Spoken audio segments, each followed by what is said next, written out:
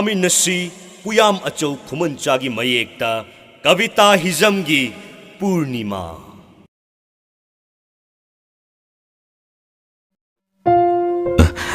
सोम पूर्णिमा कमदौरे जीदा करी थबक क्या नुंगाइरी थबंग मचा अमगी एक्सचेंज दा कार्ड थाबला अमनिदा सर ओ अदुदी हौजिकती एक्सचेंज कार्ड थारम खिरो आई मतिंग पंगजिकी यारनी दा सर छे एक्सचेंज कार्ड तुम तो पिरो यारनी सर यानी अरो यस सर मसी से हौजिक एक्सचेंज नंबर पिहलो पूर्णिमा नाइतंग गारो को थैंक यू सर नोंमा कॉफी मतंग थकमिनसे ngasiगidi busy khara oire do aigi mobile number sida lejare call mutun to biruba होय oh nangi number lagli punima save tok silage ko nangi awana kaya da ai su saru yajage pare ngasigidi ai chalage aro na soidana exchange card number do purgala ani पूर्णिमा बसंत की मैथों फाव हंगतुना येंब ngamjade होय bye असुमना बसंत मागे office तमना Scott का लोइना न चटकी अरोइब मिटयेंग अमदी पूर्णिमा बो हंदुना येंगनामी इबेमा सिदा लेरे exchange card थागचरी मिंगना करी कौबा सारगी मुंग मनुंग लो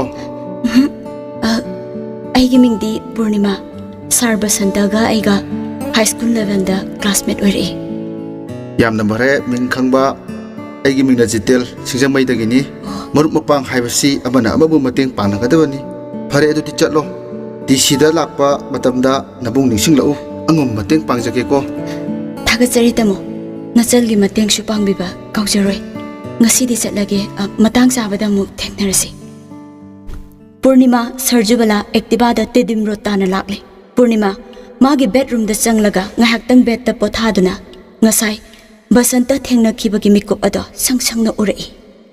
थाजदब मिकुप अदुदा उनखिबा सक्तम अदो हौख्रबा पुंसिगी बसंता अमदी आइगी वारी ngarang to oiraboi khaloi ओइथोक्लरोइदबा Basanta आइगी वारी मतम पुंबदा लोत्तुना लेख्रसनो आई निंगलरोय निंगसिंगलरोय नुंगसिबा मसक खंगदबा बसंता मागी थमोय तंजा अदुदा रिंगटोन लाई हेलो दाबिमो hello पूर्णिमा दागी हक्सांगबु oh ai haksang kisu tokdre hojik duty to bahore याम नुंगाइजरे दाबिमो मतम खरदी अवाबा थबक तोबिरुनु को hoy aigi punchi se nang anawong pokung da pokpire karigum nang naibu I dan to biram drabadi aise sangsar se thadok lamasu ye punamak nangi thawjana ne haima hai hai die dabimo नुंगसिबा Amna नुंगसिबा अमगिदमक्ता तौब ngambase I खरा पीबदो खक्ता नते एगिदमक्तादी थवाई फावबा पामुसदे पूर्णिमा नंगी थोंना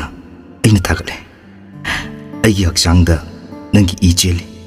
अइना नंगी अनिंग मपाम खुदिमा सोइदना थोंगनगनी दागिया वाताबदा यामना नुंगाय अदो आई MU की zoology department की assistant professor को बदा online the form submission तोरे अथुबदा written test पांगथुलगनी ओ याम भइए कन होनो माइ सोइदना पाकनी अइना सु अंगम मतेंग पांगनी नंगना assistant professor अइना SP इबानी की चादी अया इकाई दिए आइदी काई जैसी को काई काइना सिदी ताइबंगी चनबिने लुहोंगनदी इचा योगताब हो होय दाबिमोल न चुबजरो आइडिया जरे अब फोन थमगे को इ थंखिनोबा से नुंगसी मुक्तंग हायरमोबा से हाइजरगे I love you so much दाबिमोल यारबो थमगे को thank you I love you too नुंगसीबी तमो तमो बिमोल फोन थमले वाखल हंजिलपदा बिमोल इंगौरो के थौदोक अदो निंगसिंगलई पेंदबा असाउबा अमगा लोइनना थमोय नुंगदा खुत्तम सिंगी मथनता सोलई ꯂꯥꯜ ꯍꯧꯂꯨꯞ ꯀꯪꯂꯩꯄꯥꯛ ꯏꯃꯥꯒꯤ ꯃꯄꯥꯔꯤꯅ ꯏ ꯃꯁꯦꯜꯃꯛꯇꯗ ꯈꯨꯠ ꯊꯥꯔꯕ ꯑꯩꯒꯤ ꯈꯣꯡꯂꯣꯏꯁꯤꯡꯕꯨ ꯑꯁꯤ ꯑꯅꯥ ꯅꯪꯍꯜꯂꯕ ꯋꯥꯡꯊꯣꯏ ꯅꯪ ꯑꯩꯒꯤ ꯈꯨꯠꯇꯒꯤ ꯀꯌꯥꯝ ꯀꯨꯏꯅ ꯆꯦꯟꯕ ꯉꯝꯒꯅꯤ ꯕꯤꯀ꯭ꯔꯝ ꯅꯪ ꯍꯛꯆꯥꯡ ꯀꯔꯤꯁꯨ ꯇꯧꯗ꯭ꯔꯕ ꯁꯥꯔ ꯇꯧꯖꯗ꯭ꯔꯦ ꯇꯥꯎ ꯑꯩꯈꯣꯏꯒꯤ ꯌꯦꯛꯅꯕꯅ ꯏꯁꯥꯗ ꯇꯨꯝ ꯆꯪꯂꯛꯂꯕꯗꯤ ꯍꯟꯗꯣꯛꯄ ꯇꯥꯕꯅꯤ ꯃꯩ ꯊꯥꯗꯨꯅ ꯃꯥꯡꯍꯟꯒꯗꯕꯅꯤ ꯅꯊꯧ ꯅꯥꯐꯧ ꯒꯦꯝꯒꯤ ꯂꯥꯜꯍꯧꯕ ꯈꯨꯗꯤꯡꯃꯛ ꯂꯣꯏꯁꯤꯟꯒꯗꯕꯅꯤ एनकाउंटर और फैक्ट एनकाउंटर ꯑꯆꯨꯝꯕꯅꯤ ꯁꯥꯔ ꯑꯩꯈꯣꯏ ꯁ꯭ꯇꯦꯠ ꯑꯁꯤꯒꯤ ꯁꯥꯟꯇꯤ ꯉꯥꯛꯂꯤꯕꯁꯤꯡꯅꯤ ꯑꯩꯅ ꯃꯈꯣꯏꯕꯨ ꯀꯩꯗꯧꯅꯨꯡꯗ ꯂꯦꯝꯅ ꯊꯥꯔꯣꯏ ꯁꯥꯔ गुड मधुनी फरे नंगी ड्यूटी तौजरुरो यस सर नुंथिल पुंग मरी रोम तारे बलराम मखुत 9mm पिस्तौल अमा पाइदुना उंगलगा सानरी वाखलददि खल्ली सेंगलो निंगथिबा पूर्णिमा ngaroy sabal tabi yengbadana tinjobi aina balaram Balaram ना शंकर निंगसिंगलुक्तुना कॉल तवी हेलो बलराम हेलो तौबया हौजी मै गिमदु लाओ करी ले रही तौबे ताओ ताओ आई पूर्णिमा पूर्णिमा पूर्णिमा करी तौरे हैबनो बुदु पूर्णिमा आई की तालोय ओइनिंगमना नांगतकनरे हाइबदिने ngang le no sasalo ओय ताव आई लाक लगे जाना थकना बेरी तोरमो प्लान फजा फजब लईने आईगी हैनबी सब्जेक्ट निदना आई फोन थमले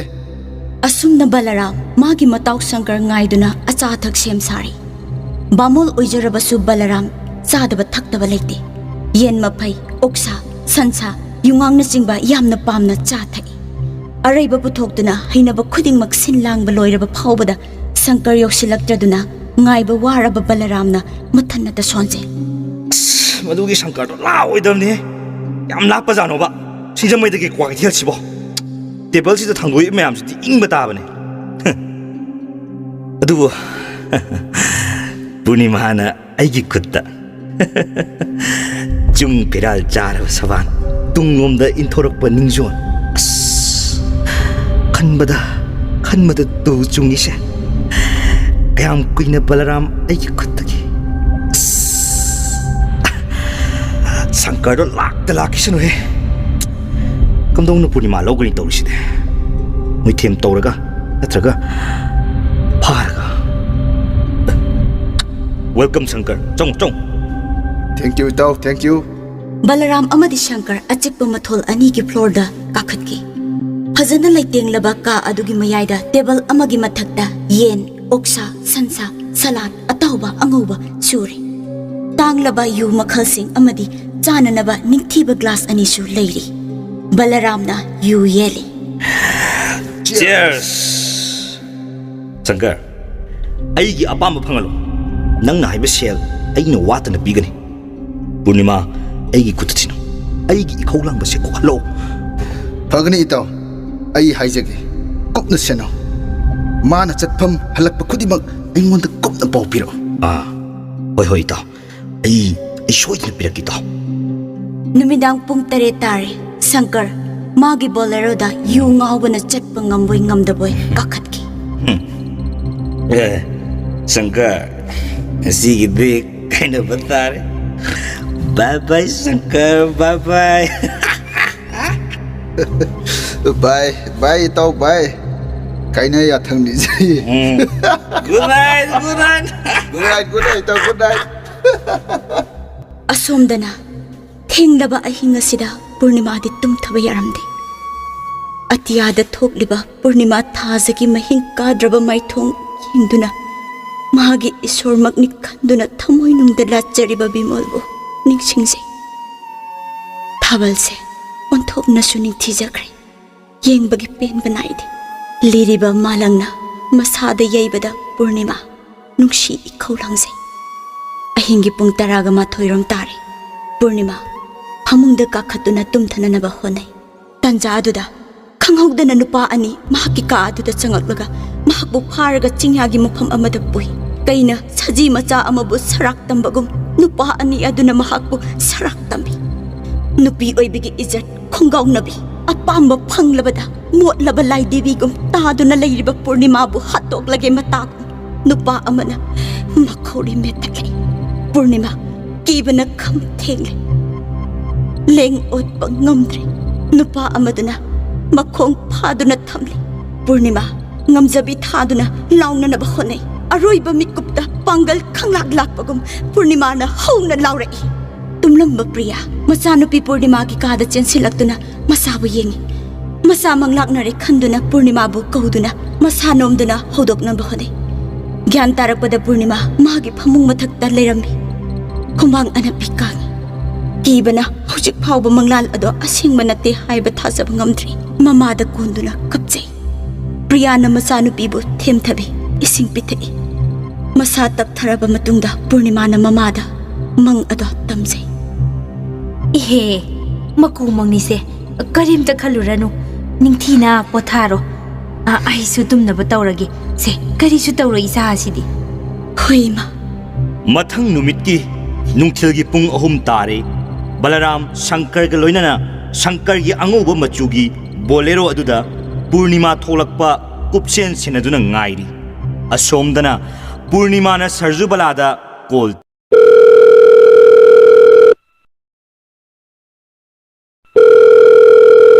हेलो सरजू हेलो कई लेरे कैसंपाता मुक्ता सेमिनारसे ग्रीटिंग कार्ड अदुगा दाबिमोल की फी खरसु लेबिगे तौबा थुना लाउको आई थमगे होय सरजू बला मफी होंगदुना पूर्णिमा गी युमदा होबे होबे लाकले हाइमा हिंसाबिसिदी लाएदना होय बेमा न सुमलांगी एस एस Sarju ngасidi line doina chalase होय gari macha mangbagi pause yamna taiba होय होय होय चलसे asumna makhoi ani tholakpada haino khongnembi mapada auto lakpa ngairi tanja aduda hana dagi ngaiduna leiramlaba balaram amadi shankar makhoi tamna gari thujilaki leisabi ani ado manag yorakpada shankarda gari start muthaktabida kumtharai aduga balaramna gari gi maning thangba thongado hangdoi balaramna पूर्णिमा की खुजेंग पाइदुना चिंखटकी सरजुबलाना पूर्णिमा बु यालक उबदा बलरामना सरजुबला बु खोंगपकना काउदुना इंथुरम लगा पूर्णिमा बु गाड़ी दा हकटकी खोंगलै थुना शंकर गाड़ी अदो तिदिम रोड तगी ngaरियान लंबी फाउबा गोंगबा रोड लोमदा थौकी गाड़ी मनुंगदा बलरामना पूर्णिमाना इलकलिबा फी अदो चिंगथोक लगा पूर्णिमा की मचिन पुनकी उपाय लेत्रबी पूर्णिमा लाउबा सुंगमद्रे असोमदना सरजुबलाना बिमोलदा कॉल तौबदा रिंग दि चली अदुबु पाइखलकपदि लेते हंजिन हंजिन तौरबा मतुंगदा बिमोलदा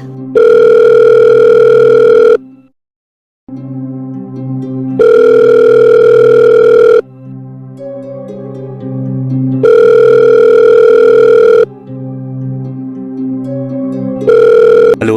सरजुबला हेलो दा बिमोल पूर्णिमा दो पूर्णिमा कइदोरगे हायो पखत कनो ngasi haino khongne mi da gari ngai ringai da bamon balaramna purnima bu namduna pharaga pukre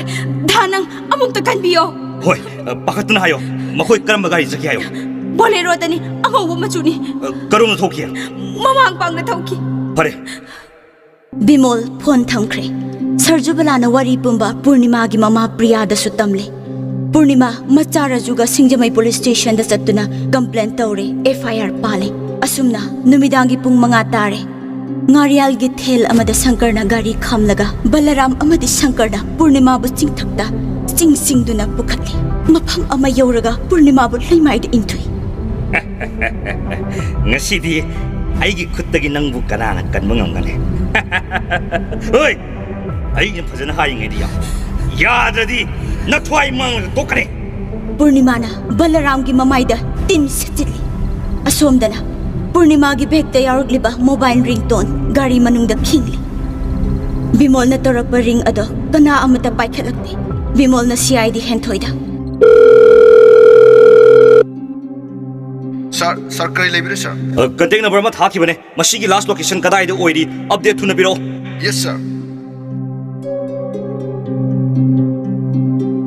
sir ngarian jingkong catholic mission maya nakna location u phangni sir okay SP Bimol न लुसिंगबा police team अमा ngaरियान जिंखोंग तमना थोरई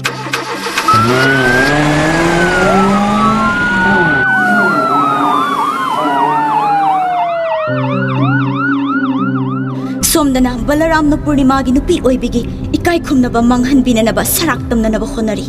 ꯁꯪꯀꯔꯅ ꯃꯤ ꯂꯥꯛꯄ ꯌꯦꯡꯂꯤ ꯃꯈꯨꯠꯇ 9mm pistol ꯑꯃ ꯄꯥꯏ ꯆꯪꯁꯤꯜꯂꯛꯀꯅꯨ ꯍꯤꯡꯆꯥꯕ ꯅꯪꯗꯤ ꯃꯤ ꯅꯠꯇꯦ ꯁꯥꯅꯤ ꯇꯨꯀꯠꯆꯩ ꯏꯅꯥꯛꯇꯒꯤ ꯆꯪꯁꯤꯜꯂꯛꯀꯅꯨ ꯕꯂꯔꯥꯝꯅ ꯄꯨꯔꯅꯤꯃꯥꯒꯤ ꯐꯨꯔꯤꯠ ꯁꯦꯒꯥꯏ ꯐꯅꯦꯛ ꯆꯤꯡꯊꯣꯛꯅꯅꯕ ꯍꯣꯠꯅꯩ ꯄꯨꯔꯅꯤꯃꯥꯅ ꯕꯂꯔꯥꯝꯒꯤ ꯑꯄꯥꯝꯕꯗ ꯑꯊꯤꯡꯕ ꯄꯤ ꯍꯥꯏꯗꯨꯅ ꯄꯨꯔꯅꯤꯃꯥꯒꯤ ꯃꯃꯥꯏꯗ ꯈꯨꯄꯥꯛꯅ ꯊꯥꯏ ꯏꯁꯣꯜꯂꯕꯤ ꯅꯨꯄꯤ ꯑꯣꯏꯔꯨꯕꯅ ꯄꯨꯔꯅꯤꯃꯥ ꯃꯁꯥ ꯀꯟꯕ ꯉꯝꯖꯈꯤꯗ꯭ꯔꯦ ꯃꯤꯒꯤ ꯋꯥꯈꯜ ꯆꯦꯟꯗꯕ ꯕꯂꯔꯥꯝꯅ ꯁꯪꯀꯔꯗ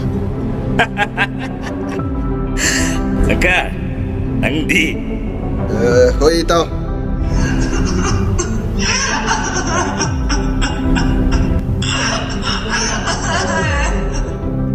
ꯏꯇꯥꯎ ꯑꯩ ꯂꯣꯏꯔꯦ ꯀꯔꯝꯍꯥꯏꯅ ꯇꯧꯁꯦꯕ ꯍꯧꯖꯤꯛꯇꯤ ꯀꯥꯟꯅꯔꯣꯏ ꯄꯥꯝꯗ꯭ꯔꯦ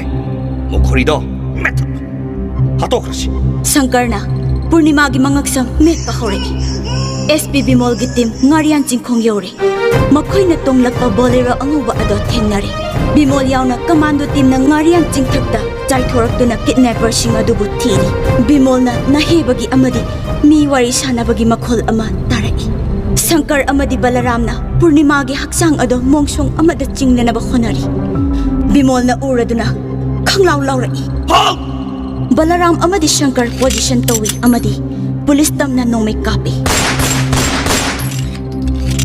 ꯕꯤꯃꯣꯜꯅ ꯅꯣꯡꯃꯩ ꯀꯥꯞꯅꯅꯕ ꯏꯪꯒꯤꯠ ꯄꯤꯕꯗꯒꯤ ꯄꯨꯂꯤꯁꯁꯤꯡꯒꯤ ꯃꯥꯏꯀꯩꯗꯒꯤ ꯑꯇꯠ ꯑꯈꯝ ꯂꯩꯇꯅ ꯅꯣꯡꯃꯩ ꯀꯥꯞꯈꯤꯕ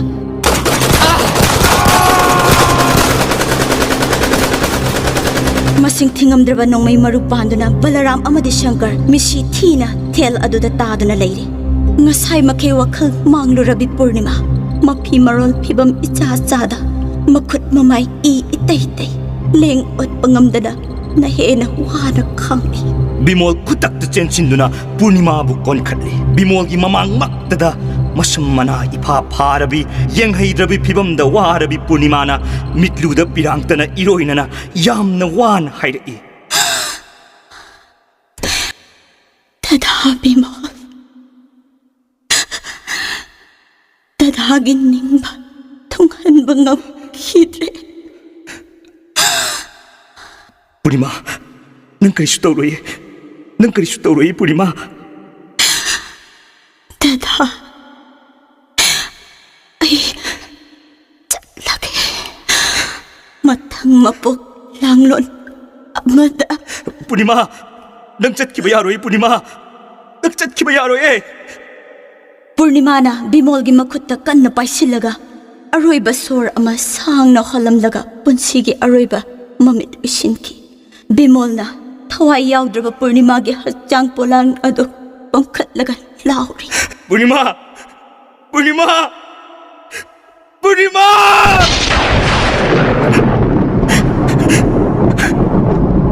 ꯕꯤꯃꯣꯜꯒꯤ ꯈꯣꯡꯖꯦꯜ ꯈꯣꯡꯊꯥꯡꯅ ꯆꯤꯡꯗꯣꯜ ꯋꯥꯡꯃ ꯂꯥꯟꯗꯨꯅ ꯆꯠꯈꯤ ꯄꯥꯎꯈꯨꯝꯗꯤ ꯐꯪꯗꯦ ꯊꯥꯁꯤ ꯅꯨꯃꯤꯠ ꯑꯁꯤ ꯍꯧꯈꯤꯕ ꯅꯣꯡꯃ ꯑꯃꯨꯛ ꯄꯨꯔꯅꯤꯃꯥ ꯑꯣꯏꯔꯛꯈꯤꯒꯅꯤ ꯕꯤꯃꯣꯜꯒꯤ ꯄꯨꯟꯁꯤꯒꯤ ꯄꯨꯔꯅꯤꯃꯥꯗꯤ ꯑꯃꯨꯛ ꯍꯜꯂꯛꯄ ꯂꯩꯔꯔꯣꯏ ꯇꯥꯏꯕꯪ ꯀꯅꯥꯒꯤ ꯃꯐꯝꯗ ꯂꯥꯟꯖꯈꯤꯗ꯭ꯔꯤꯕꯤ ꯄꯨꯔꯅꯤꯃꯥꯒꯤ ꯄꯨꯟꯁꯤꯒꯤ ꯄꯣꯂꯣꯟ ꯑꯁꯨꯛ ꯇꯝꯊꯤꯈ꯭ꯔꯤꯕꯁꯤ ꯀꯔꯤꯒꯤꯅꯣ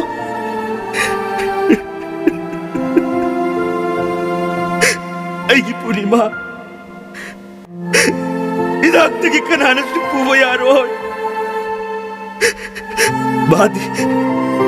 ꯃꯥꯗꯤ ꯑꯩꯒꯤ ꯊꯋꯥꯏꯗꯒꯤꯁꯨ ꯍꯦꯟꯅ ꯅꯨꯡꯁꯤꯖꯩ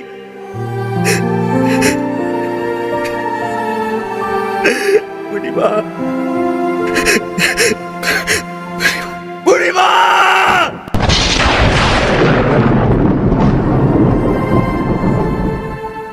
ꯕꯁꯟꯇ ꯃꯍꯥꯛꯀꯤ ꯌꯨꯝꯗ ISTV ꯊꯥꯗꯨꯅ ꯊꯕꯛ ꯆꯠꯂꯨꯕꯒꯤ ꯉꯥꯏꯍꯥꯛ ꯄꯣꯊꯥꯔꯤ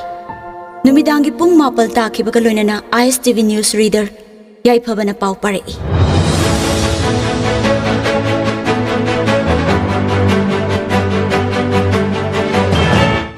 ngasi nukthil pung 6:30 tabada kwa kaithel heino khongnebidagi Purnima Kobi nupi ama rapist anina ijet manghanduna makhori melaga hatkre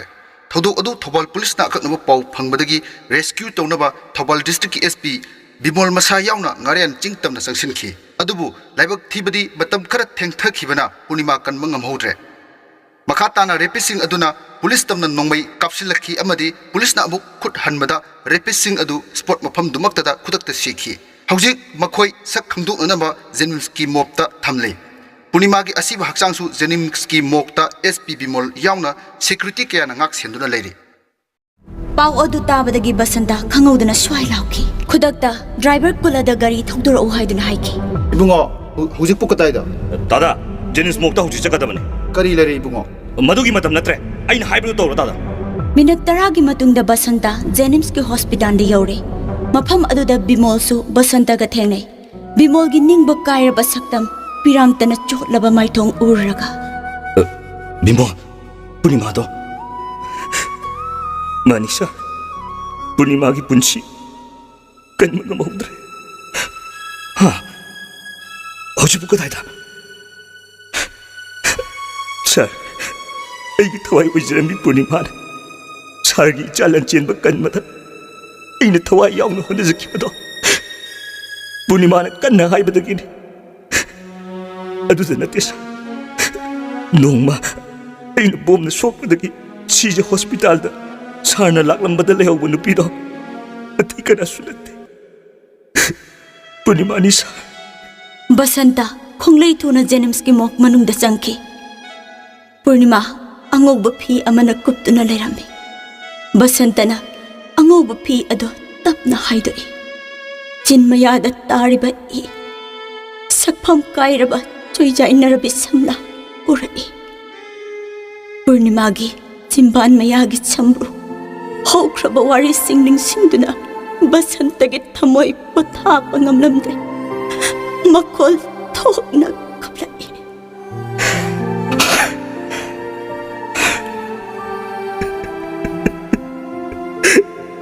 पूर्णिमा अने नंगु मिराइखिबन नंदी लादबनी पूर्णिमा अइदी साने मी नते ओइजब थिबा अहेन पाम साने अइदी पूर्णिमा नुंसीबा हाइबसे थमोय अनीगी मरीने हाइबसे ऐ खंगुद्रे पूर्णिमा ऐ लाले पूर्णिमा ऐ लाले ऐगी ngakpifam thoktrab iralse nang amukta ngakpirapuko se nagi nachiduna amukta koro se nagi nachiduna tamo basanta haina amukta koro पूर्णिमा se पूर्णिमा मसिराव लाइबक TV थासिरा खोंजिन खब पूर्णिमा नंगी सकता पूर्णिमा